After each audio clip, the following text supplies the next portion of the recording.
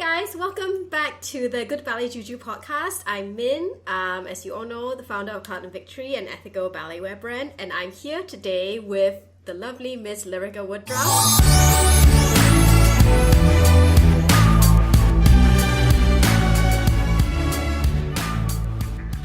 who is a ballet dancer and a actress on Broadway and a singer and basically like a classic triple threat. So hi Lyrica, how are you doing? Good, how are you? I'm alright. It's a morning for me and I think it's evening for you. It's like trying to figure out time zones. I have to say it's been a very confusing experience. It's been a journey, to say the least. How are you doing all the way in Nashville? I'm great. I'm having a good time. I've been spending a lot of time with my family. My parents are down here.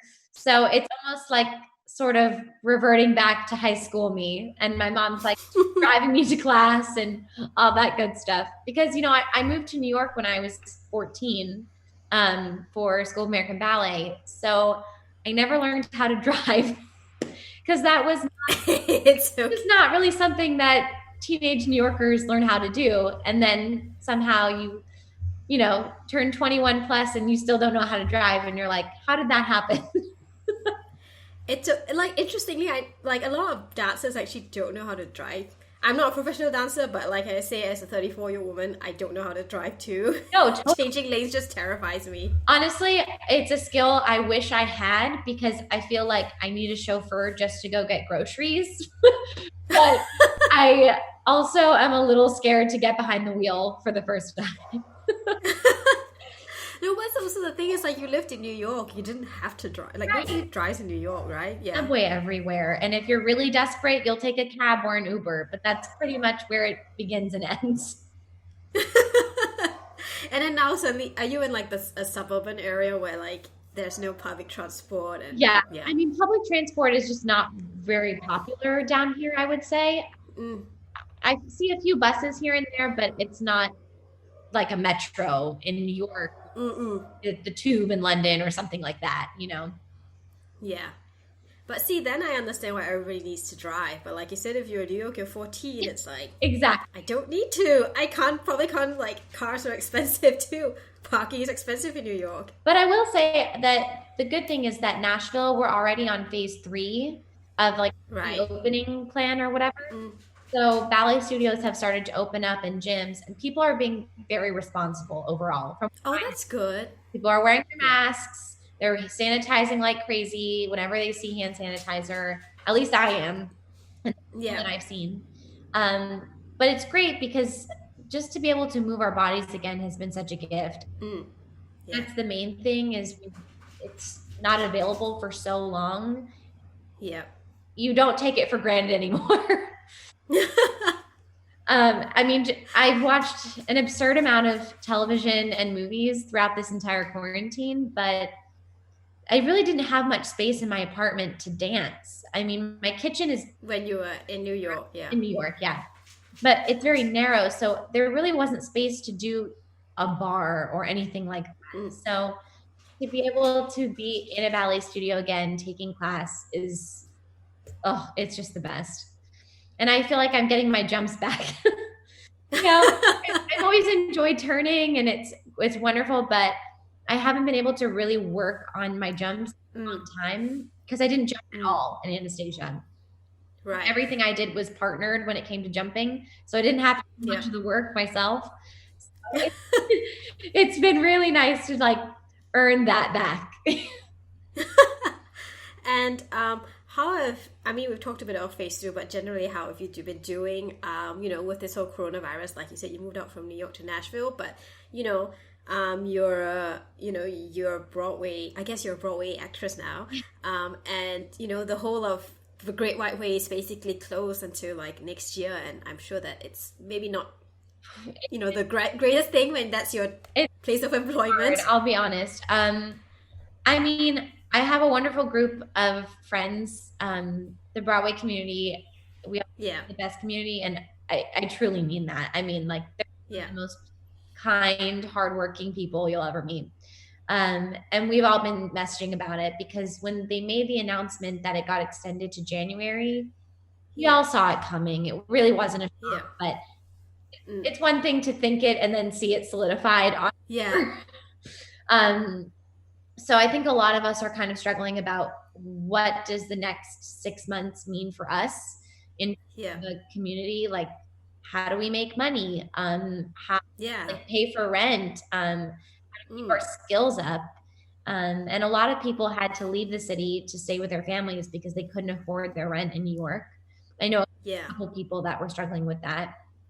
And for me, my big question is, if the ballet studios aren't even open in New York, like there was no reason for me to go back. Like if I can't even dance or go to yoga or take the subway, what was the draw to go back? Or at least here I have those things accessible to me in a safe way. So until things really start moving again, I'm going to hold off on traveling back to the city. But I think the best thing in terms of staying together and staying in touch, Zoom has been great. I think how's the best way to say this? I think even though we're so unconnected physically during this time, it's been a weird time to actually be able to connect so well virtually.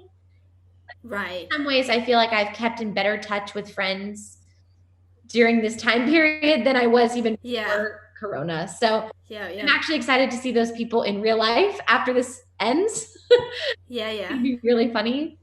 And it's amazing how you can continue to grow relationships with one another when you can't see each other in person. Right.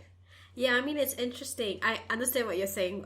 I've actually, in Singapore, we had lockdown for about 3 months. And actually during that period, I had a bit more time to catch up with my friends who are dancers who lived overseas because, you know, like time zone differences. And also usually they're on a full schedule where they are very busy and I'm busy. And then now it's like they have a bit more time. So like I'll check in like, oh, at this time somebody's awake. I'll give them a call. Or when I'm like, you know, walking my dog or something. Because usually if I'm not working, I'm commuting somewhere. Right. And like this time I'm like, you know, like I have to say I don't miss commuting and that saves you a lot of time. So I've been using that time to like catch up with friends. I know, not taking the train every day because I live like upper west side in New York. So I have to take the train downtown every day. Especially when we were on Broadway, you know, it took me anywhere from 20 minutes to 45 minutes. It was like if right away, I was there so fast. And if I didn't, I had to wait another 15, 20 minutes to get there. Right. It's amazing how much that time adds up. Right? It's really crazy.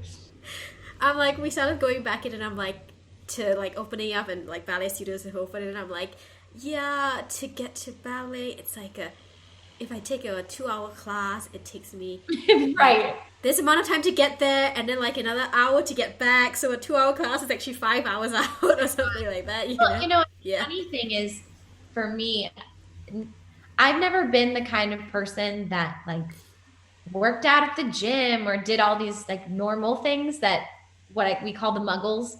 You know, people who are like one of my friends used that term a couple years ago. I think it was Anastasia. And we were talking about like relationships or something. And they were asking this girl and they were like, oh, are you dating a muggle? And I thought that was just the funniest thing. I said, what do you mean a muggle? And they said, oh, you know how in Harry Potter, you know, people who are not magical creatures are considered muggles. Well, that's sort of what we call people who have normal 9-to-5 jobs or like in the industry. Oh, man. So, you know, I call it the muggle workout. It's like at the gym or swimming or running, things I don't have a gift for at all. Although I do enjoy swimming, but I would not say I have an affinity for it.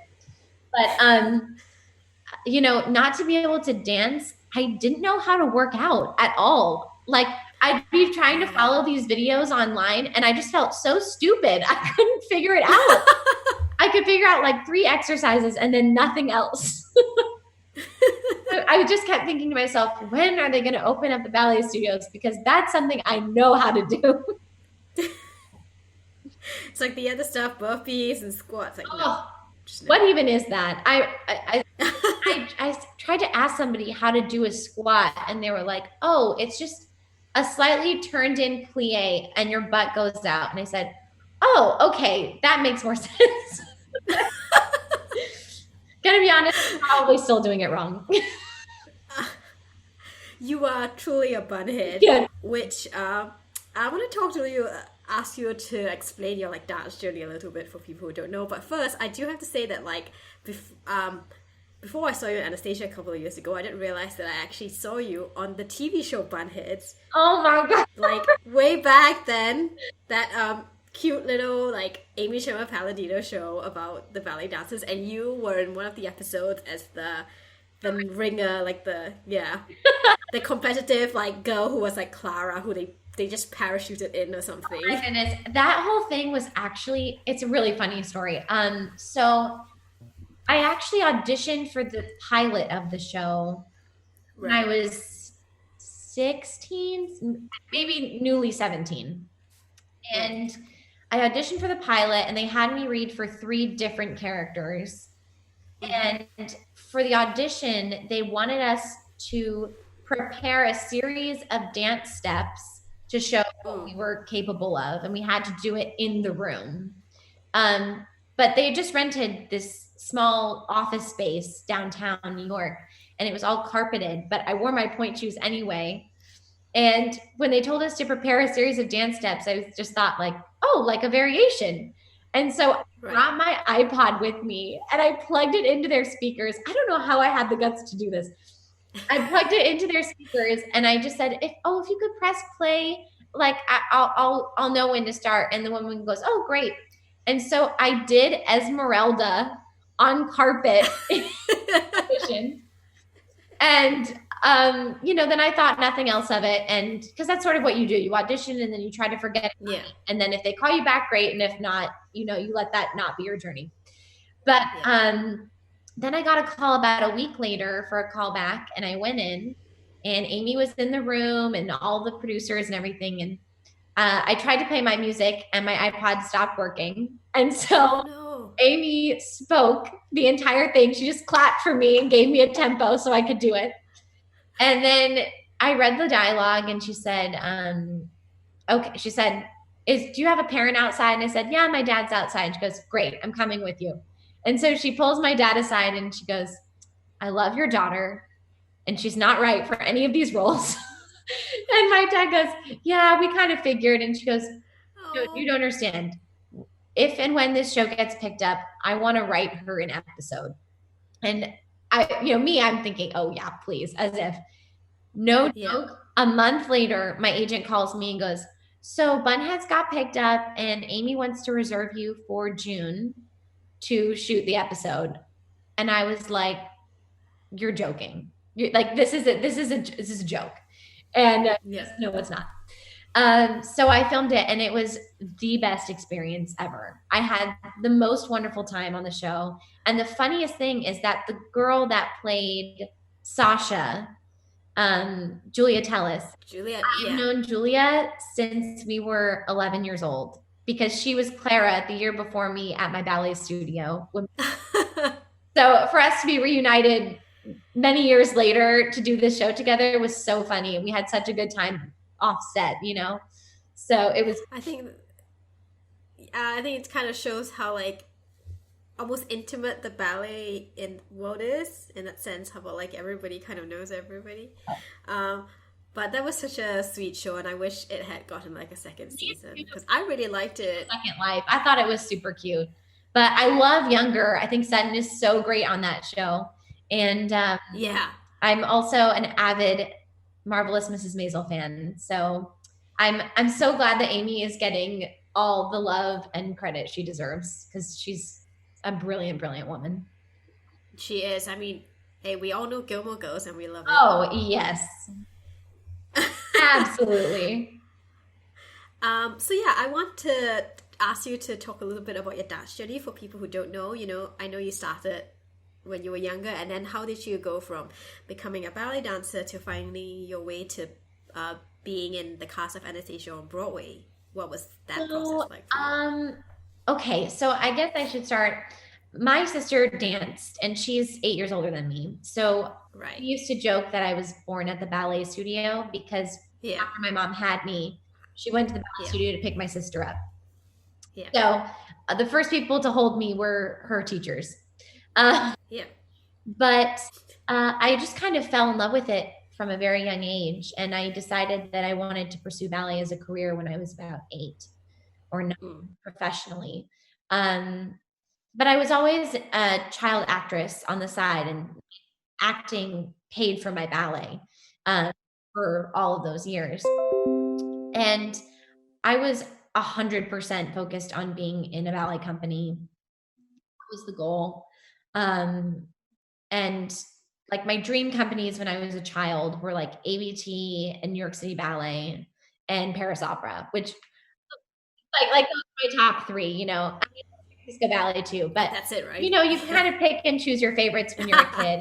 I basically grew up on the ABT Le Corsair from I think like 1999 or 2000.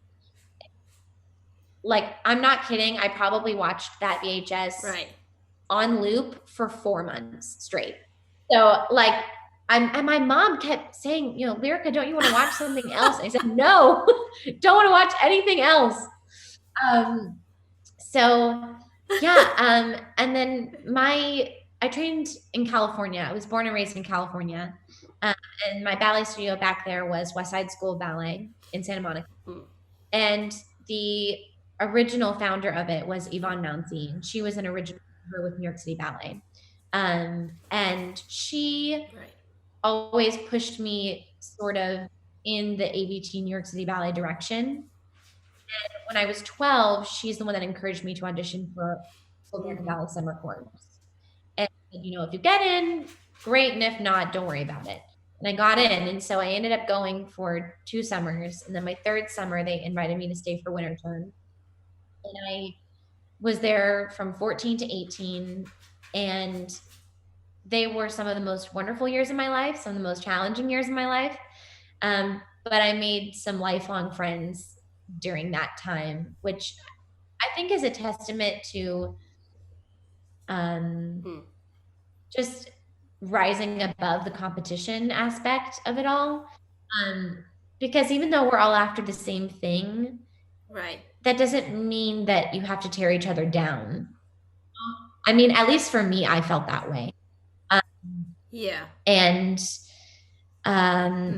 you know, when I was 15, when I first moved to New York, because I was a child actress, I changed agencies. And the new agency sent me out for my first audition. And because it was the first one, I was like, well, I can't say no. You know, I just got here and they're going to think I'm flaky if I don't go. So that was for the very first workshop of Little Dancer, the musical. Now it's called Marie, but at the time it was called Little Dancer. And they were looking for classically trained ballerinas. And, you know, they said to bring your sheet music. And I turned to my dad and I said, what is that? But my parents didn't want to freak me out. So they just said, well, don't worry about that. Just go in and do the dancing and whatever happens, happens. So I go to this audition and there's probably 80 girls there. And half of them look like they bought point shoes the day before this audition and had clearly never worn them in their life. I was genuinely scared for them. I was like, oh my gosh. But then they gave us a couple dance combinations that were super simple, but, you know, challenging enough that you knew who had, you know, the skills to do this ballet and who didn't. And about an hour later, they had cut more than half of the room. And there was like 20 of us left. And I recognized one of the girls from the younger divisions at SAB. And she goes, oh, what are you going to sing? And I said, oh, I don't know. I thought I would just plug in my phone and sing Glee or something. And she was, I have some extra sheet music if you want to borrow it. And I said, and she goes, I said, well, what do you have? And she goes, I have Somewhere Over the Rainbow from Wizard of Oz. And I was like, great. I saw that movie a couple times. So she gives me the sheet music and oh my gosh, man, it's so funny. So, you know, in all those old movies where the woman is singing by the piano all glamorously. Well, I thought Oh, Yeah. great. Well, I'll set the music down by the piano, but then if I don't know the words, it's okay because I'll just look over next to me at the pianist because then I can see the words and I'll stand by the piano. Spoiler alert, did not work out that way. They set the music down and I'm standing by the piano. I think my game plan is so solid. And then they turn and go, oh, no. You stand in the middle of the room. So I go to stand in the middle of the room and I forget 90% of the words to the song. The only thing I can remember is the final verse, birds fly over the rainbow, why oh why can't I? I sang that verse 3 times. Everybody thought it was hilarious. I'm sitting there mortified. And I'm just thinking to myself, I just tanked this. I tanked it. And Right. it turns out ended up being me and 2 other girls that got kept. And we ended up doing the first workshop for Little Dancer. That whole long story to say, I did the first workshop of that after my first winter term at SAB. The following summer, we did the second workshop. The third year at SAB, they did not do a workshop that year. And so I went to a summer program and all of that. Well, coming up on my graduating year at SAB, the show got picked up for a run at the Kennedy Center. So pretty much my final week at SAB, I got a call saying the show's going to the Kennedy Center. Do you want to? Right. And it was one of those make or break moments where I thought, okay, if I do this, am I never going to be able to go to a company?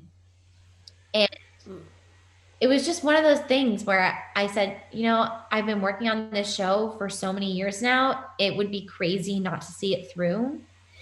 And I did it. And it ended up changing my life. Like, I can't imagine having done anything else because I can't say whether it's like this in a ballet company because I'm not in one, but from what I've heard from other friends, it's very everyone for themselves. It's like you're hoping for the next best part, the next ballet, the next thing. Where when you're cast in a musical, it's like, this is the part that you're given. If you understudy someone, you do that. But that's pretty much it. There's not much wiggle room. So if you're not satisfied with it, then you don't take the role. So it creates a much more cohesive group environment that the show is really the most important thing at the end of the day, and that we all play an important part in making it happen, So that was a welcome change for me. And I got to understudy Tyler Peck for it because she plays Marie, and I understudied her both times that the show's run. So we did the Kennedy Center in 2014. Then they took some time to work on it, and we just did a second run out of town in Seattle last year. So we're hoping that it's moving to Broadway sometime in the near future, but who knows? Everything is very up in the air at the moment for COVID. But I had all these plans to be in a company, and then it was as if the universe was just saying, nope, all that training you did was for a reason, but it's not to be in a ballet company. It's to use all of the gifts that you've been working on your whole life in one whole show. I was a child actress, so I did a lot of acting as a kid and used to sing a lot, mostly just in church, but, I enjoyed singing and dancing, of course, was my whole life. So the idea of being able to bring all of those things into one beautiful masterpiece was something I didn't even think about, to be honest. Yeah. I loved movie musicals and musicals in general growing up, but I genuinely never even thought about it in terms of a career. Now it just kind of happened that way. And I remember after our first preview, which basically is where they do the entire show for an audience, but reviewers are not allowed to review it until we officially that if they want to change something, it can't get like a negative review. But I remember after our first preview in DC at the Kennedy Center for Marie, I remember one of the cast members coming up to me and being so kind, and they just turned to me and they said, wow, you were really great tonight. And I remember being so shocked, like, are you giving me a compliment? Because that was such a foreign idea to me coming from the ballet Right. world, where it's always like, even if you were great, there's still room for improvement, Yeah, there's something better. It's like you get corrections at the end. Today, why wasn't it 9? It's like, Yeah. like that. So that to me was such a welcome change. And I'm still really bonded with all the people in the show. And even though some people have left it, some people are still a part of it. Every single person that has been a part of the show at some point has been such a wonderful lifelong friend. And especially the girls that played the little rats, which were is there 6 of us? 5 or 6 of us that play the little rats, which were the youngest dancers of the Paris Opera.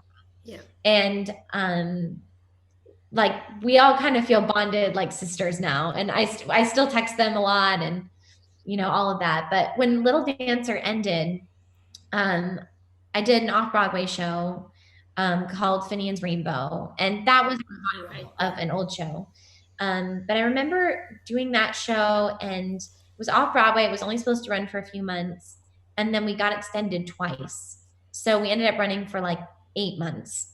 And when you do a show, you're not thinking about awards or anything else. You're just thinking about making something wonderful happen on stage. And when the show closed, I just kind of thought that part was over. And then I remember getting a text from my friend saying, congratulations, you're a star. And I texted her back like it was a joke. I said, hi, you're hilarious. How's your day going? And she goes, Lyrica, did you check Playbill today? I said, no, why would I check Playbill today? And she goes, I think you need to check Playbill, and then you need to call your mom, and then you need to call me. And I said, what are you talking about? And it turned out that the nominations for the Chita Rivera Award had just been announced. And I didn't know that Off-Broadway was eligible, but nominated for Susan the Silent for a Chita Rivera Award. And previously they were called the Astaire Awards, but then they had just renamed. Right. And I could not believe it because I'm not very good at checking my emails, so I didn't even see the email come in. People, so I had to find out through a friend. But I didn't even know I could be nominated. It was just so wild to me. And like about 2 months later, I auditioned for Anastasia. And originally I was auditioning for a vacation swing, which is basically someone who covers everybody if someone's on vacation. Right. They ended up having all of us do the dance combinations, and then they had us go 2 by 2 to do fouettes because they had to have someone who could cover the ballet. And I remember one girl opted out of doing them because she raised her hand and said, I don't do fouettes. I'm so sorry. And our captain was so funny. He was like, thank you for your honesty. So appreciate it. And he was like, don't worry. But because my last name is Woodruff, I was the last to go, and there was nobody left to go with me. So I had to go by myself. And I'm just going to say that the ballet gods were with me that day, and they went really, really well. And then about a week later, actually on my mom's birthday, is when they called me to tell me I booked it. But then before I joined the show, my agent called me and said, well, the girl that's currently playing Odette is actually leaving the show to go on tour, and they want to offer you the role. And I said, oh, well, great. Well, then, yeah. And I ended up taking over full time, and then I pretty much never left the show. I only left the last month because I was taking a leave of absence to go do Marie in Seattle. I had every intention of coming back right after that ended. But the day I started rehearsal for that show, they announced that Anastasia was closing at the end. It was so devastating. And it was really hard to not be able to have that closure, and really be able to say goodbye. But then when I got back from Seattle, the girl that was doing my role on the national tour had been injured. And they asked me if I could come on tour while she was recovering. So it ended up being this weird universal thing that it was like it wanted me to have that chapter closed for myself. Yeah. So then I went on tour for, it was supposed to be 8 weeks, that turned into 6 months. but I had the best time on tour and it was so wonderful. And I got to go to so many places that I never would have probably gone if not for that opportunity. So, um, yes, I will say ballet skills take you many, many places you would not anticipate. Yeah, and Anastasia, it seemed like such a special show. Like you said, you always hear about how, um, the Broadway community is almost like a family. I've been like a Broadway fan since I was like a teenager, and just following all these people, you can see how like the camaraderie is there and everything within shows. But like I know, like Anastasia really seemed that way. Like you guys were like the tagline was like home love family, and I think that's something that you guys really took to Oh, heart. 100%.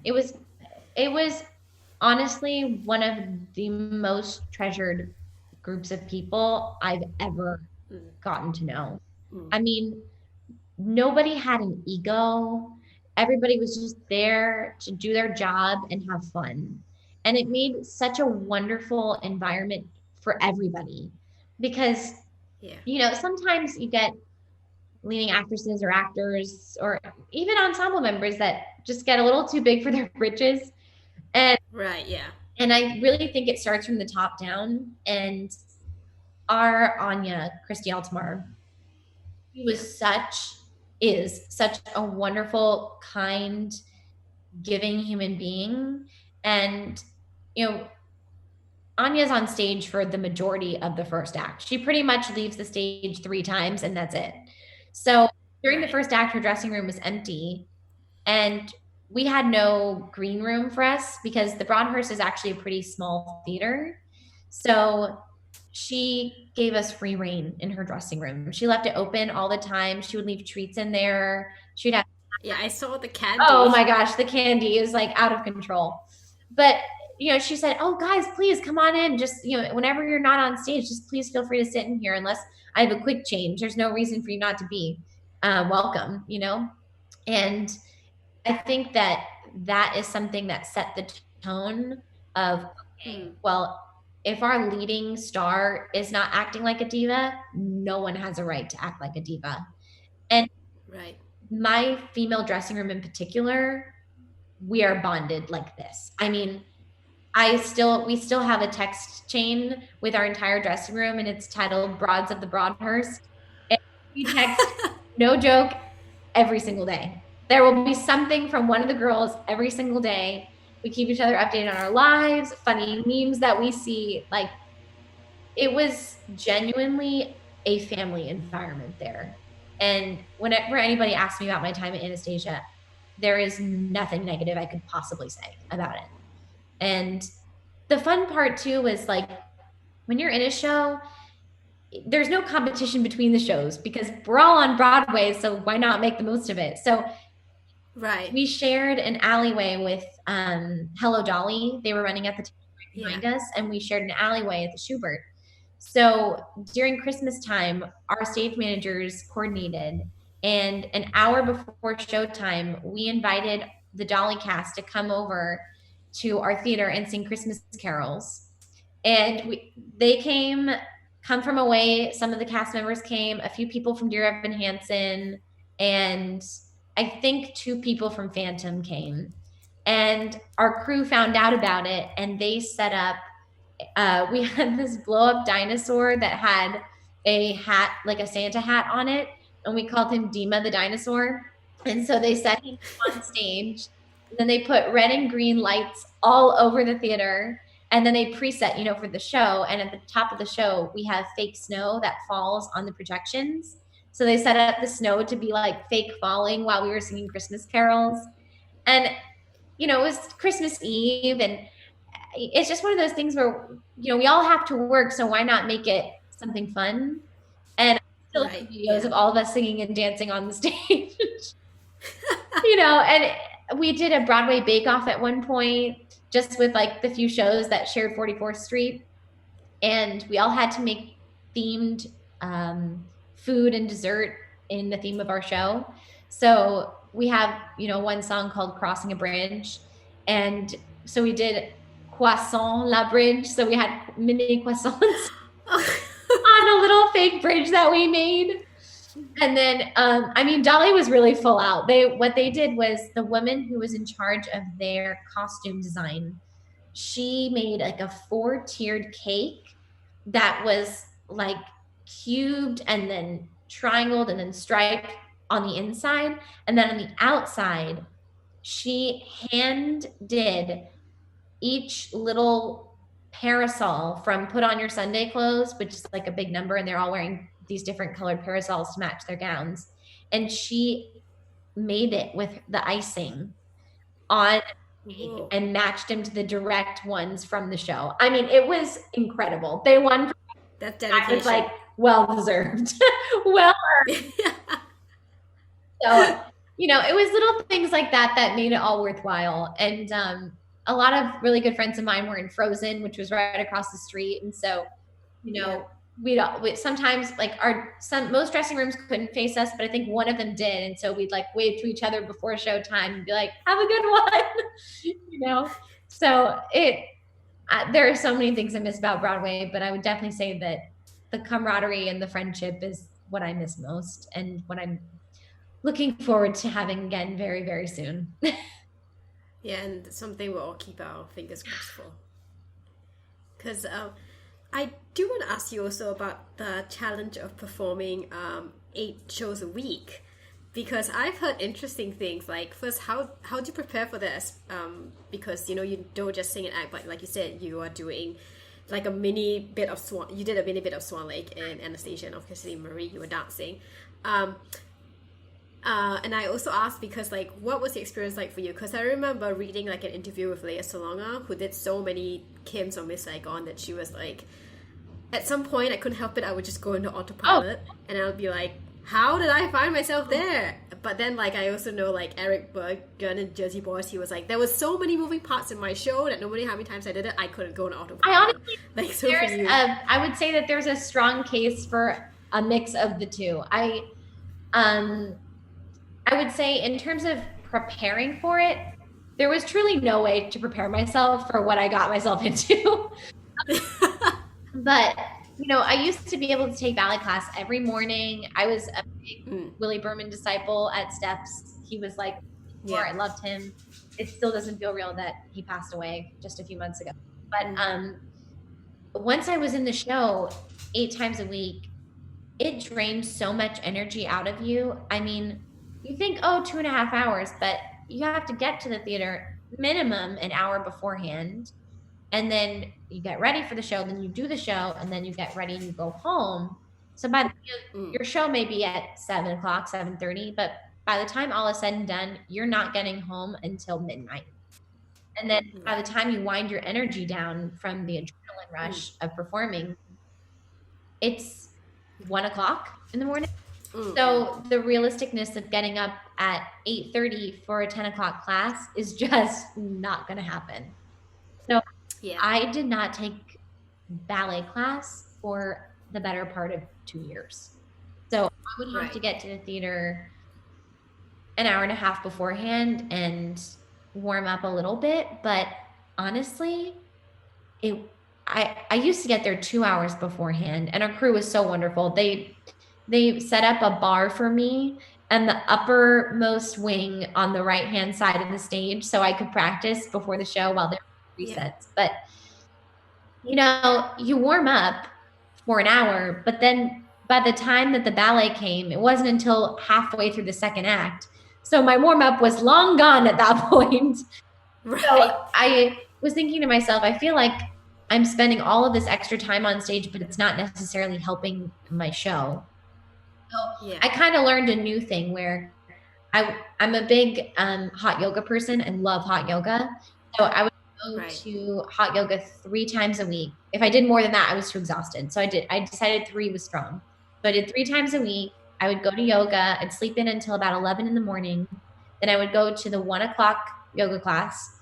Then I'd go home, shower, eat something, and then go to the theater and get ready for the show. That was the best when I say schedule for me for the show. But the wear and tear on your body is so hard because it's not like, you know, in a ballet company, they change the rep every year. So, you know, you're always dancing different things. But when you're Right. doing the same show 8 times a week for an open-ended period of time, Yeah. really hard on your body. And so I felt that the yoga always kept me well aligned, and we had PT once or twice a week. I think it was once a week.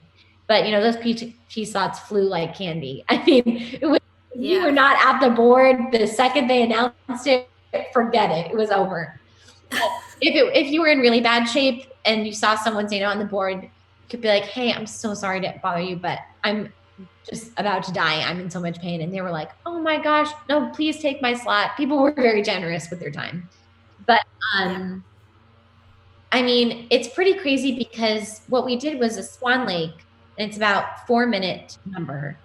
But Yeah. up until that point in the show, I'm wearing combat boots and heels for an Right. hour and 45 minutes prior to that. And I have a 2.5, well, 3-minute quick change into point shoes, a tutu, and a wig, and a crown. 3 minutes. 3 minutes. I'm getting anxiety just thinking about So, it. and I was always quick changing during the song In a Crowd of Thousands, which is big, Yeah. romantic, sweet, I love that song. so Yeah. cute. But it's so funny because whenever people tell me that's their favorite song in the show, they're like, "Don't you just love that song?" And I want to say yes, and then on the inside, I'm like, but also no, because I'm always stressing during that number, ready in time. So I'm like, it's a little bit of a PTSD song for me, but I also love it all the same.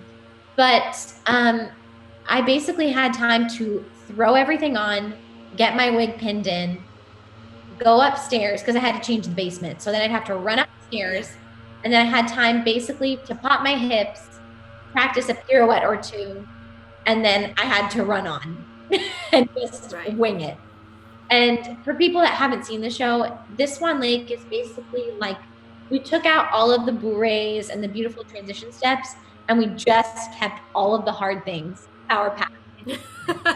So I run out and I do like crazy développés, a piqué manège, and then I have a partner that comes on and we do upside down lifts and promenades and penchés. And then I start doing a double lift with another partner. And just when you think it's over, it's time for fouettes. So it's really full out, no marking every night. But I had 2 wonderful, wonderful partners, and they made it a blast to do every day.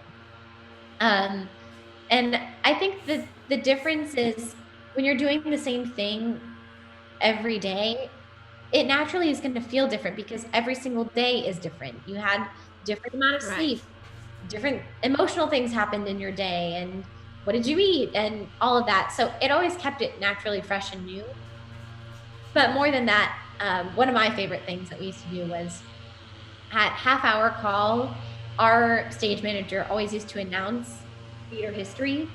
So, for example, she would say, this is your half-hour call. Today in theater history, West Side Story opened at the blah, blah, blah theater.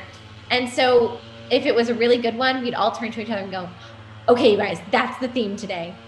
So we'd go downstairs, and in our second number, which is called Rumor at St. Petersburg, we're basically all playing like starving Soviet street people. So we're all in these like coats and hats and scarves covered up, and nobody's really looking at us. I mean, we're singing, but we're setting up the plot for the audience. Yeah. So, we had a little bit more free reign to do our thing. So the day that it was West Side Story, people were like looking at each other across the stage and like secretly snapping their hands like in cool, or like doing little like walks like the boys do. Oh, it was so funny. And then another funny theme that we did was everybody had to get the flu shot one week, and so we did Limp Arm Theme. So like every time you passed someone on stage during that number, you had to do it with a limp arm. I don't know how none of us got in trouble for this, but I mean, it was funny things like that that made it really, really fun. Right. At one point, there's oh goodness, what's it called? I'm forgetting the name, but there's this this big celebration that they do in Louisiana every year. I'm forgetting the name. I know. Mardi Gras. Yes, Mardi Gras. Thank you. It's not Margaritaville. Why do I want to say it's Margaritaville? Mardi Gras. Because it's nighttime, so it's Margarita o'clock where you are. Exactly. So, what they would do is they have king cake, and inside king cake there's like a tiny plastic baby, and if you get the I forget what happens. It's like you lose something. You have to buy the next. There's a whole superstition about it, but one of the guys found the baby in the slice that he cut, and so he like hid the baby in his costume while we were on stage. So we had to like, he would just point to it at various moments to see if anybody would notice. These are the things that keep us and our spirits going during really hard weeks. Right. But did you ever get sick of singing the material? Sorry? Did you ever get sick of like this week, like I'm seeing the same thing over and over again? You know, I want something. I never really reached that point. Especially, we always had either somebody was sick or on vacation or someone was leaving the show, so we had new people coming in. So it always kept the energy pretty fresh and new. Right. And I mean, our cast was just hilarious. Like, they genuinely kept me laughing all the time. And I'm also not a very, at least I hope I'm not a very pessimistic person. So I was always trying to look on like the bright side of things. And even when we were on the weekend, I would think to myself, well, at least I have a job where I really love everybody that I work with. And, you know, even though it's a struggle, we're going to get through it. And one of the girls in our cast, Molly, she does like workouts and stuff professionally, and so she would give us like exercises to do, and we do twice a week on double show days to keep our energy up before the show. And double show days. Oh man, those double show days really get you. Actually, one of my favorite photos that I have from all of my time with the show is a picture of me and 3 other women in the girls' dressing room, and we're all napping on the floor. And the funniest part about it is that we all went to bed at different times for our like pre-show nap, and every single one of us is in the same position. Every single one of us is on our left side with our feet up, holding a pillow on our cot. It's like how when girls are really close, their periods are synced up, but you guys have been in a Broadway show so much, your naps are synced 100%. And like, it is probably one of my most treasured photos. I think it is so funny and the most accurate depiction of in the same show every night. And we'd find other things to keep it interesting too. Like, every single one of us is addicted to avocados. Like, we love avocados in the cast. And so we discovered that the best guacamole ever is from Whole Foods, and not just any, specifically the Whole Foods in Bryant Park. And I know because we tried the guacamole from every single local Whole Foods in the area. We would do taste tests where we'd like, somebody was in charge of picking up the guac between double show days. And so pre-show, we would open the guac and everybody would try it, and we would try to guess where they bought it. And then we all decided unanimously, we're like, okay, Bryant Park has the best guac, bar none. So whenever anybody has guac, even to this day, they'll send a picture to the group chat. And that's adorable. You all. Speaking of guac, actually, this might be interesting to talk about, is that, you know, in the ballet world, you know, sometimes they talk about, you know, body image issues and how you have to fit in with a certain aesthetic. On Broadway, or in your experience, the shows you were doing, was there any of that pressure to maintain a shape, or was it more about just trying to be healthy for a show? I would say of all the differences between Broadway and ballet, that's probably the biggest one that I noticed when I first got here, was the emphasis on fitness and not thinness. And for me, I think every dancer has struggled at some point with body image issues. I mean, I certainly have. Most of my friends certainly have. And it's a conversation that our dressing room would actually talk about a lot, because Yeah. everybody grew up training in ballet, at least in our show. Yeah. And Yeah. whether or not that was their main focus at this point of their life, we've all trained through it, because of course all forms of dance come through ballet, you know?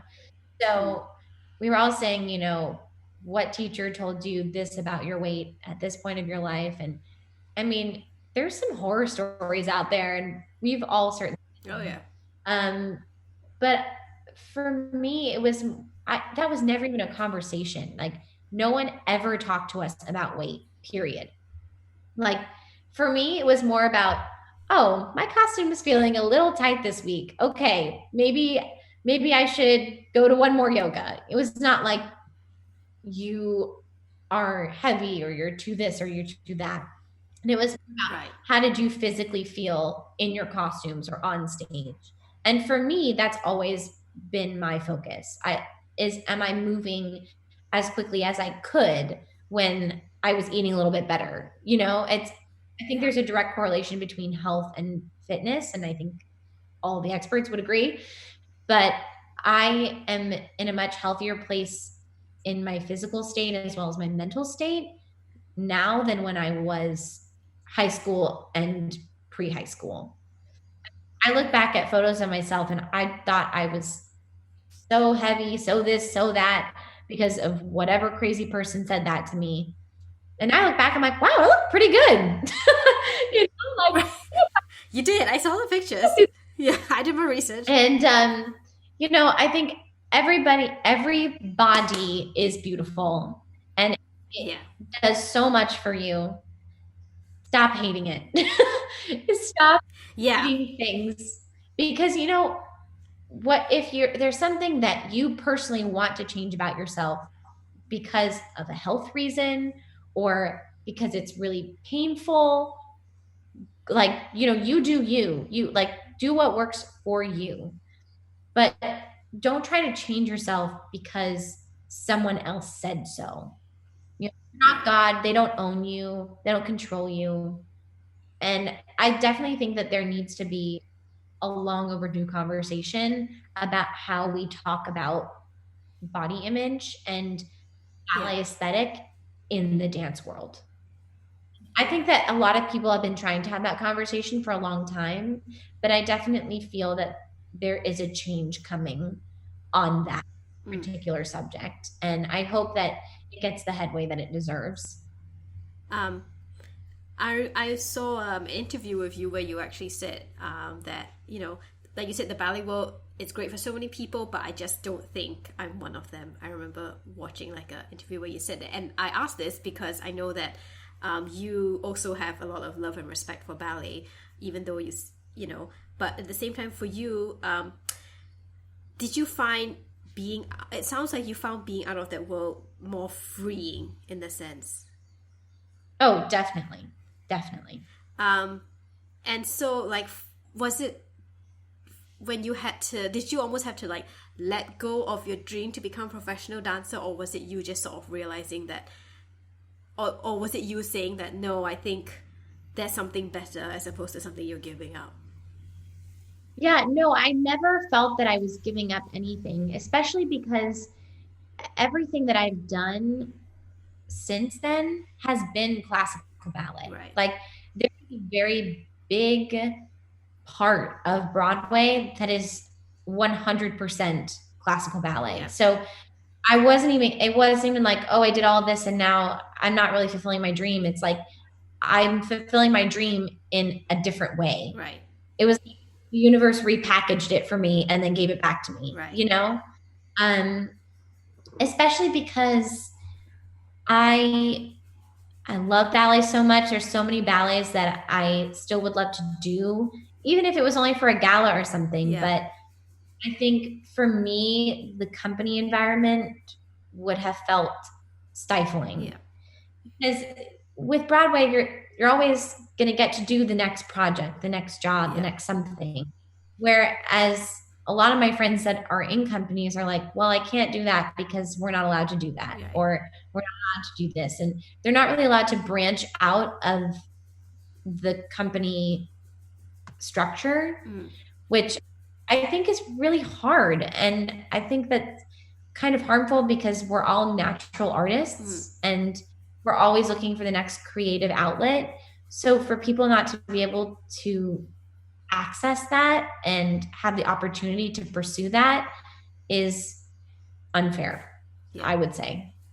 And I think that I found the Broadway world and the theater world to be much more freeing in that respect.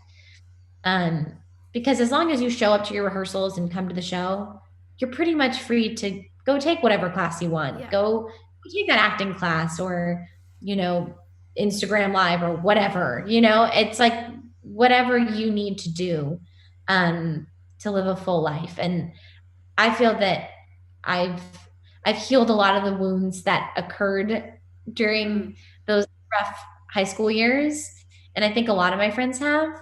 And I think that everybody's ballet slash dance journey looks differently. mm, And that's not to say that people in a company feel stifled or anything, because I think a lot of them feel very fulfilled and they're genuinely happy. And I yeah. think that's awesome. Yeah. Um, I don't know that it would have been enough for me. Right. Um, Especially because I already was an actress and I knew that I wanted to pursue that too at some point. Yeah. So it just came a little sooner than I had originally anticipated, Yeah. of course. But yeah. Yeah, because I think that you know, when you grow up only say doing ballet and you're like in the studio and you're training and you're going to like professional dance courses, I think it's very I almost feel like when you're a young person, it's very difficult to see beyond this career track of just being like a professional dancer.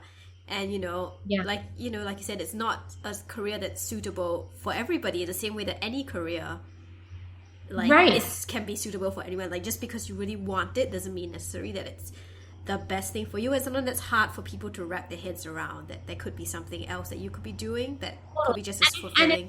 honestly, if me now went back to high school me and told her this, she would have been like, "You're ridiculous. Right. You're crazy. Like that's not what I want." Right.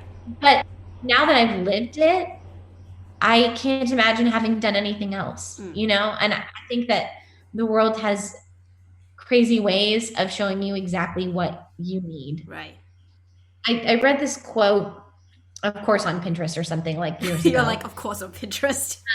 It's like something so cheesy, but I totally love it. And it was something, I'm totally going to butcher it, but it was something really along the lines of, "I'm so grateful that things didn't work out the way I once wanted them to." Mm. I would say that that's pretty much an overall theme for my now present career. Because I never would have met the people I have, had the friendships that I have, the creative opportunities and outlets Yep. that I have. And, yeah, I'm very, very happy and full. And I think that there's a lot of people who have decided to pursue Broadway earlier now, are sort of breaking the proverbial conversation that came to Broadway. It was like, I remember when I was younger, people used to say, "Oh, that's what you do after you retire from ballet. Like that's when you go to Broadway."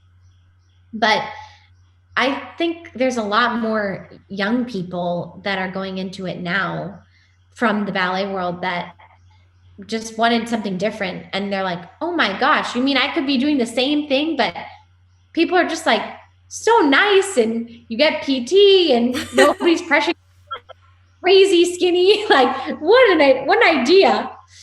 I remember one of my friends on tour said that to me because she had just come from the ballet world and it was like a positive culture shock. And she goes, "Really?" I said, "Yeah, nobody expects you to be paper thin here. You know, you can have the ice cream if you want, you know?" And she was like, "Oh my gosh." Like, oh my gosh, so much to teach you, young Jedi. Oh, I mean, it's such a telling thing, isn't it? It's like you can have the ice cream if you want. It just shows like how different it is and how and I'm not all like, not all teachers or like that, but it's just the idea that there's so much. Yeah. some positive nature. It's Yeah. like I paint everybody with like a Yeah, of broad course. negative. Yeah. I'm not that girl, Yeah, yeah. but But I think it also is like important for us to, like you said, acknowledge. And I've had conversations with people about this, about like, there are certain things about, I mean, not every industry is perfect. I'm sure that, if we were to ask the things that, things could be improved on Broadway and many other industries. But, these, across the board, there's always room for yeah, improvement. but Much like your ballet steps are never perfect, the systems and the companies themselves, there's always room for improvement, no matter what you're in. Yeah, and it just so happens that this idea of fitting in as an aesthetic and like working to the bone in ballet is one of the things about that industry that needs to be improved in order to make it healthier for you know all the people dancing it, whether they're dancing in it now or whether it's like future generations. Well, and think about it. I mean, when you're encouraging people to be bone thin, I mean, some people are naturally built that way. Yeah. And I mean, honestly, props to them. That's amazing. But when you're encouraging people who naturally do not look that way to be that way, this is how people get crazy injuries. Yeah. I saw girls that were like healthy and normal when they first joined a company, and then within a couple months they got crazy skinny, and then all of a sudden they were injured and out for another 6 months with this injury that easily could have been avoided if they were getting the proper nutrition that their body needed. Yeah. And I think that there's a healthy conversation to be had on that. I think I remember one time we had this nutritionist come in and they were telling us to eat like bagels and all these things where I was like, if I ate that, I couldn't dance. Like that would just sit in my stomach, like everybody has different things your body needs to do what you need to do. So I think coming up with what works for you and yourself is important. Yeah. Because at the end of the day, even though we are an art form, we're also athletes. Yeah. So you need to have the proper nutrition to do what you need to do, And yeah, I mean, it sounds like your experiences on Broadway, it was a lot to do with it's not how can I keep my body in shape first and aesthetic, it's how can I be my best in service of the show. And, that includes like, taking care of yourself, making sure that like you get your hot yoga and your body's ready, but you're getting as much rest as you can and eating, nourishing yourself properly to do it. I mean, I definitely took the term beauty sleep to a whole new realm, to be honest with you. I think I slept like 10 or 11 hours sometimes, but then I was so well rested, I could really do the show to the best of my ability that night. Right. And by going to yoga about 2 hours before the show, my body was still kind of buzzing with the warmth that I had put in it earlier. So, basically I just rolled out my back, did a few exercises, some crazy beats or something. Be ready for the show. Right. So it's like finding that fine tune of your physical schedule. That is really the key. And then what about, say, some of the challenges about being a Broadway performer? Because in a sense, when your contract is up, you're almost like a freelancer, and a lot of I feel like I'm, correct me if I'm wrong, but I've read that like a big part of being a performer when you're an actress or like performing in theaters, it's like 90% rejection and then 10% of like, then you get that one thing where you get the job. Yeah. No, totally. Yeah, no, that's a really good question, actually. Yeah, it is. It's hard because you never know where that next job is coming from. But I would say I've been very fortunate that things have just sort of presented themselves at a perfect time for me. And there were spouts where for a few months I wasn't employed and you start to get antsy, especially because as dancers, we naturally have a very hard work ethic. Yeah. So working is so hard. We're like, what do I do with myself now?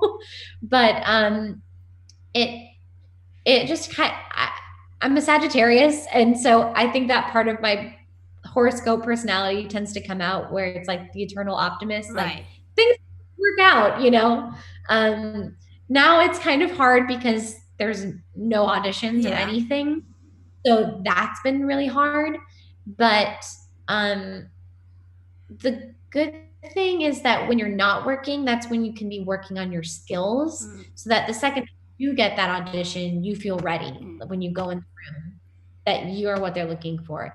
And I would also say the different thing about auditioning for Broadway versus a company is, first of all, it's really funny because when you go into a Broadway audition, especially for a dance call, like when the first group goes and they call the second group, like everybody claps for each group that Oh. goes.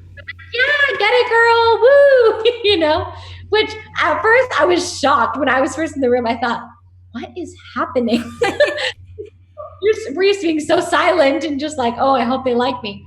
But, everybody's clapping and hollering for each other. And, you know, I think part of that is because, especially when they're casting for a show that's already up and Mm, running, and they're usually looking to replace someone very specific yeah. who fits that person's mold.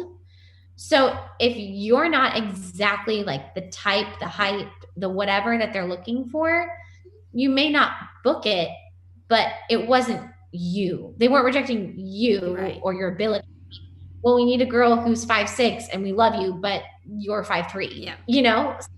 It feels less of a personal attack than, you just didn't fit this particular track, but we love you. And if something for you opens up, then we'd love to have you. So the rejection doesn't feel quite as stinging when it doesn't work out. And um, we're all in the same boat. Everybody has been unemployed at some point in their life, and we all know that the next best thing is just around the corner. Right. You're one yes from something awesome. And even if you have to struggle through a million no's, the yes is just around the corner. So you just have to keep kind of plugging away and hoping that you fit the right thing for the right time. I mean, if my friend hadn't been leaving Anastasia at the time, I never would have been going in for it. Right. It's timing is everything for Um, sure. well, then I think we're all very glad that you got the yeses that you did get, because then we got to see you perform in like I a certainly couple. Well, I didn't get to see Marie, unfortunately, but we got to see you perform in an amazing show, and I think you even had like a fan following of people with like shipping Gleb and your character or something. oh my goodness, that whole thing was so funny because, well, Max, who was playing Gleb, the original person was Ramin, who I love and adore so much. But when Max came in, Gleb's character is on stage for like Yeah. very short periods of time, and they have a lot of time backstage. But their dressing room is in kind of like a far corner, so we rarely get to see them Yeah. unless they like come out and hang out with us stage. And so Max and I had started becoming friends, and I think it was about 3 months into his run, and we kind of turned to each other and we're like, I can't believe we haven't taken a picture together yet. This is so crazy. And we just turned to Davey, who was our doorman slash photographer extraordinaire. And we were like, Davey, could you get a picture of us? And he goes, oh, yeah, sure. And so he snapped this picture, and Max is looking at me with like this longing glance. And I'm sort of like, you know, are we in love? Are we not in love? And he posted it as a joke. Like, forget Anya, Gleb has a new love interest.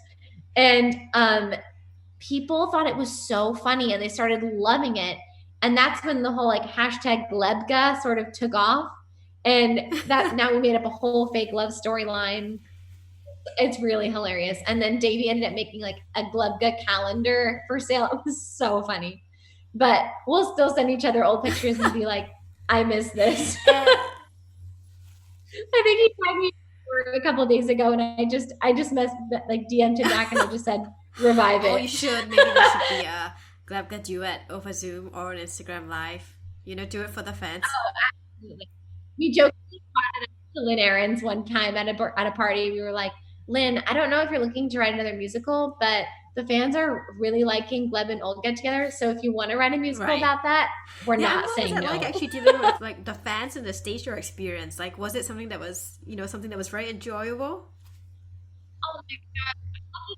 much. We have the best fans at Anastasia. I mean, like most of these girls were like, I mean, I guess there was really people from all age groups, but a lot of the people that I saw tended to be, I would say, 20 to 14.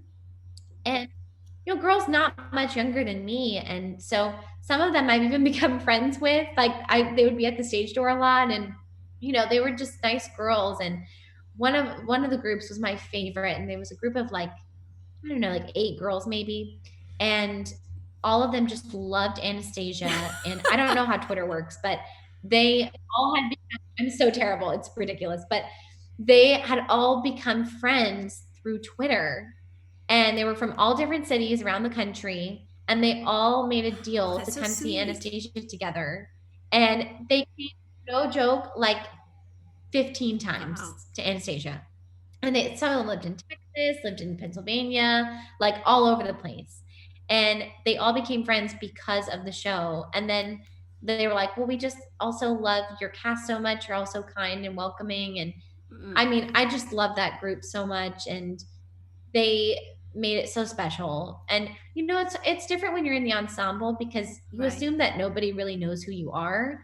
And so to come out of the stage door and have people be like, oh, you were the ballerina, oh, you were the princess, like they really knew who every single one of us were. And they made everybody feel special at the stage door. And that was something that I know a lot of us treasure as our favorite moments with Anastasia.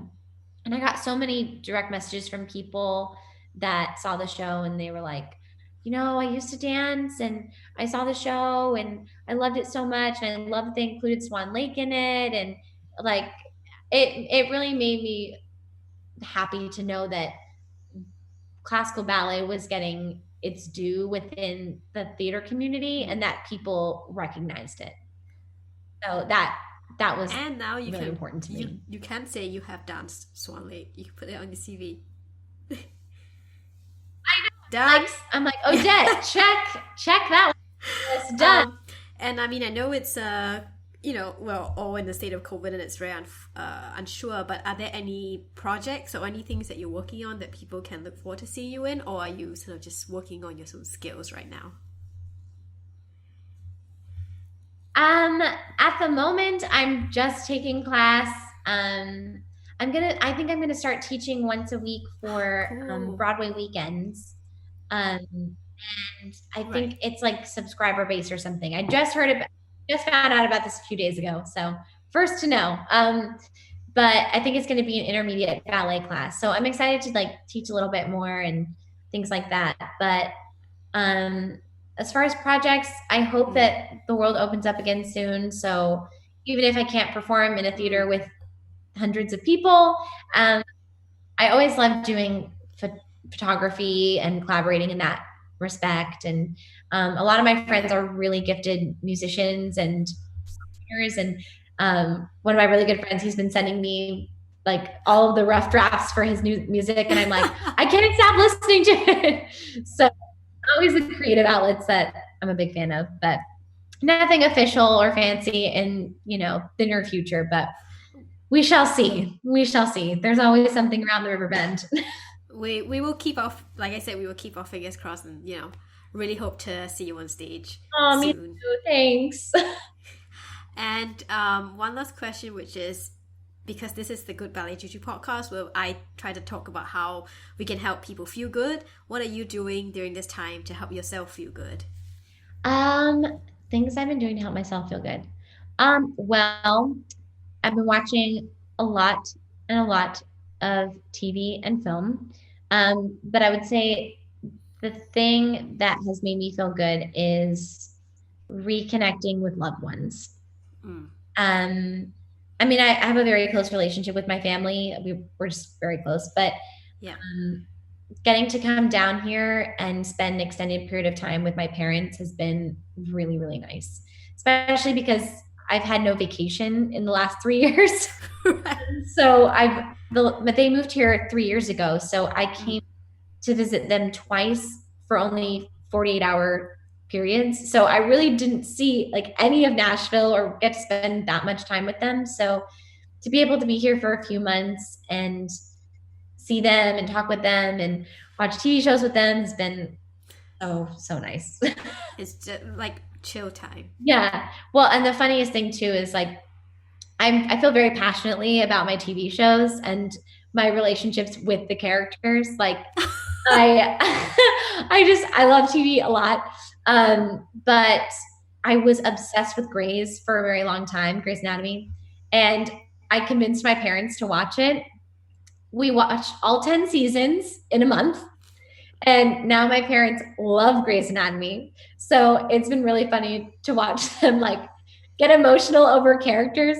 My mom turned to me the other day and goes, Lyrica, we have to stop watching Grey's Anatomy. I go, why? And she goes, I had a dream about the characters last night. This is not normal. I was like, how do you know how I feel? Like, you know, when they kill off your character and you're so upset about it, but you still can't keep watching. I feel you on that. Feel me on that one.